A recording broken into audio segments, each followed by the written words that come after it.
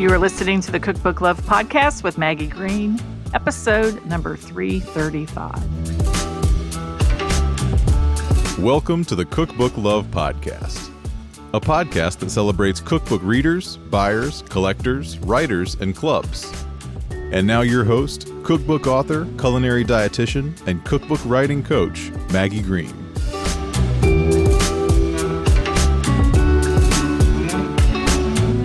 Hi, everybody. Welcome back to another episode of the Cookbook Love Podcast. How's everybody doing today? Hope you're all doing well. I am excited to be here. Just went out and took a lunchtime walk and ran into a neighbor. So first of all, the snow is still on the ground here and it's partially melting, but the snow that's on the ground fell at the beginning of the month. And it's been a cold month, isn't all gone. It's slowly starting to melt, but today the temperature is like 45 degrees. And the sun was maybe a little bit out at lunch, but it was kind of cloudy actually when I went out. And I still put on my hat and my gloves. And I ran into a neighbor and she's like, it's colder out here than was supposed to be. And I think what happened is it was so cold that we thought 40 degrees was like a heat wave. And I wouldn't be surprised if I don't see people running around without their coats on or with shorts on. It's still damp out and it's still the end of January and it's still chilly.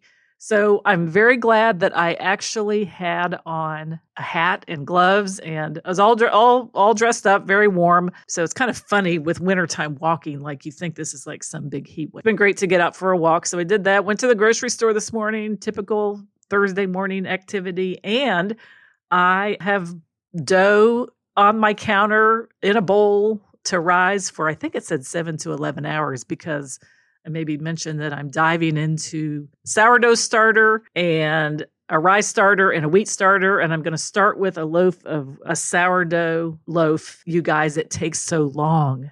I never really realized how long it takes. It makes me think about production bakeries that produce sourdough. They have to have some kind of production schedule. And of course, I'm always fascinated with stuff like that. So I'll report back as I go along. But this is one of the things I wanted to do this winter was experiment with sourdough. And it's been interesting. My rye starter developed some mold, so I had to start over again. I was able to not have that happen the second time. And of course, the wheat starter did fine, but I'll report back on that as well. So here I am recording our podcast episode for today. And I do want to let you know that today, the next cohort of cookbooks on KDP started. And we're getting rolling. But if you're listening to this podcast and you have not written a cookbook yet, but you want to, my podcast is for you because I want to tell you something about what changes when you write a cookbook. Now, a lot of people go through this whole journey of writing a cookbook and they think that the cookbook is the result that they're producing, which it is. It is the tangible result that you're producing.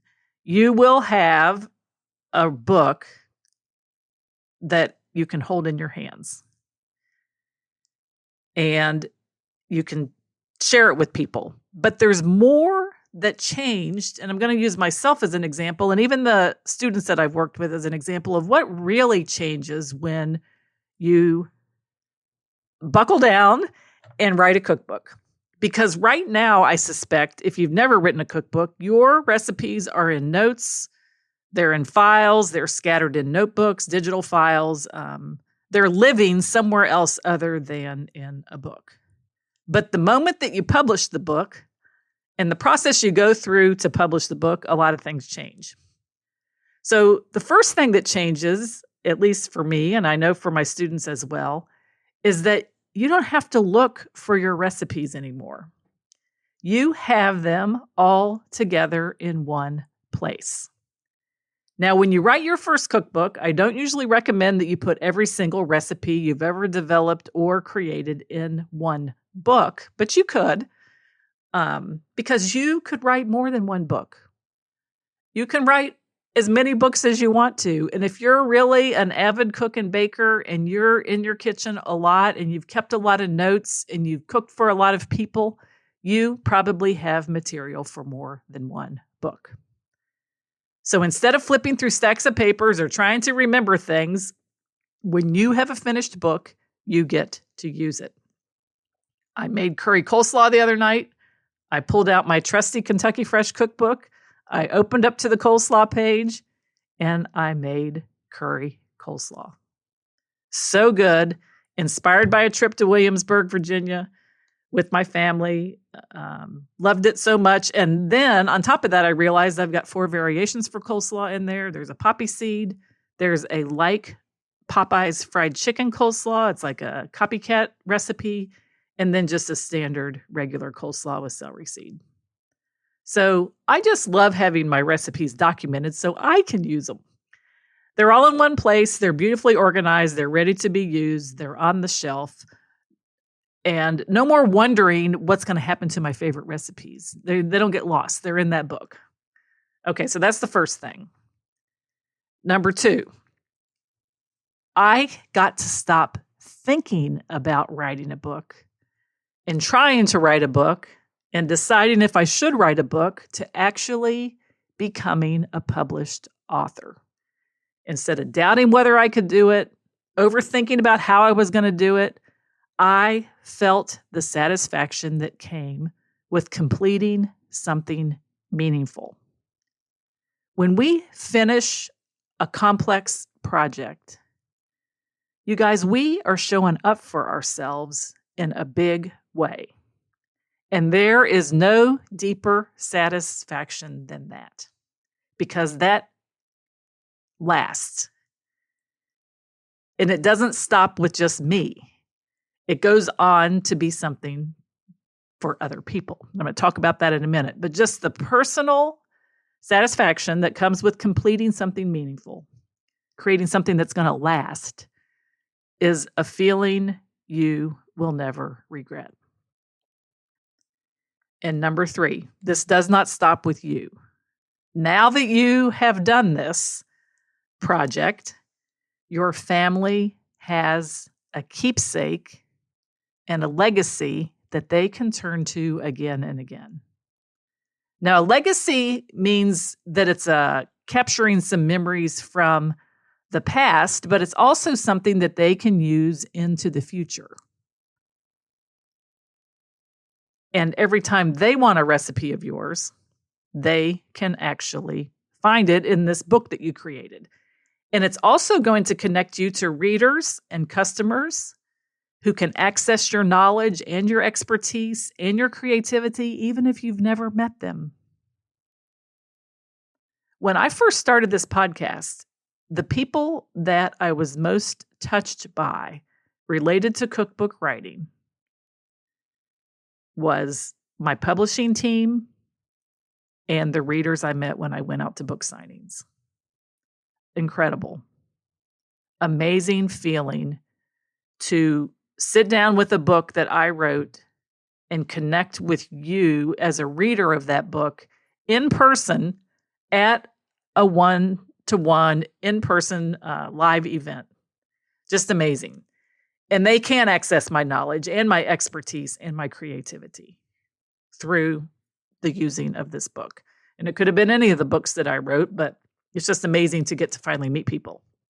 And I think the other thing is that we have to embrace the fact and really own the fact that we do have cooking knowledge, we do have expertise, we are creative, and that stuff is worth sharing. Because if we don't value that in ourselves, we will never be able to see a future where there's a published book that actually contains that knowledge, expertise, and creativity. Every single cookbook author that I've worked with, and even thinking about myself, they had to own their knowledge, expertise, and creativity before they even were able to muster up the energy and the desire to write a cookbook and get it published.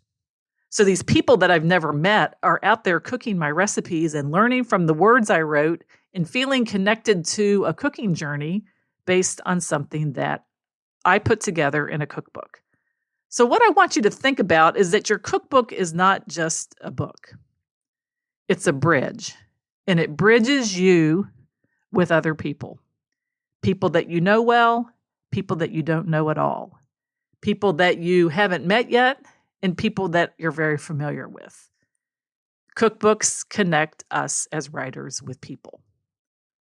So our life changes when we write a cookbook because we don't have recipes that are running around all over the place. They're contained in a book. We actually get to be a published author and enjoy the satisfaction of this project, and we get connected to people. Our family, our readers, our customers, people we've never met, people who are on a cooking journey, and I just believe it's an incredible, beautiful thing.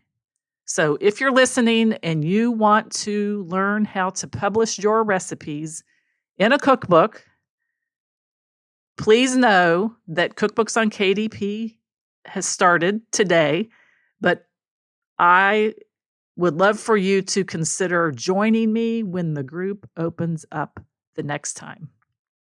And if you want to write a cookbook and get it published and you don't want to wait till the next time, reach out to me and let's see if we can work on maybe if you're interested in getting professionally published through a traditional publisher.